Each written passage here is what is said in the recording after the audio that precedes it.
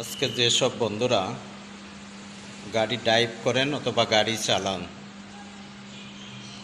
আমি তাদের উদ্দেশ্যে দুইটি কথা বলছি যে ভাই, আপনি তো হাওয়ার উপরে গাড়িটা চালাচ্ছেন। যখন আপনি গাড়িতে স্টারিংয়ে যখন বসবেন,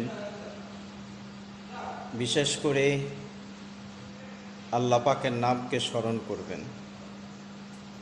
আর দ্বিতীয়ত হলো, যদি আপনি সূরা ফাতিহা সূরা ইখলাস পড়তে পারেন, গাড়ির স্টারিংয়ে বসে সূরা ফাতিহা সূরা ইখলাস পড়বেন, পড়ে আপনার গাড়ি স্টারিংয়ে হাত দিবেন।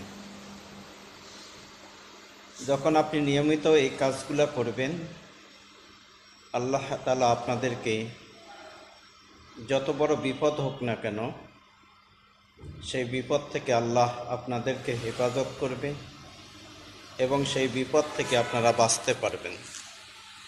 আমি আবারও বলছি, যেসব ভাইয়েরা গাড়ি চালাচ্ছেন, গাড়ির স্টার্টিংয়ে বসার আগে আল্লাহকে স্মরণ করবেন।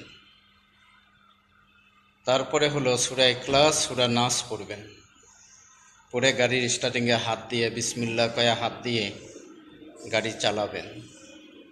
আল্লাহ তাআলা আপনাদেরকে যে কোনো বড় বিপদ থেকে অবশ্যই তিনি আপনাদেরকে হেফাজত করবেন এবং রক্ষা পাবেন ইনশাআল্লাহ।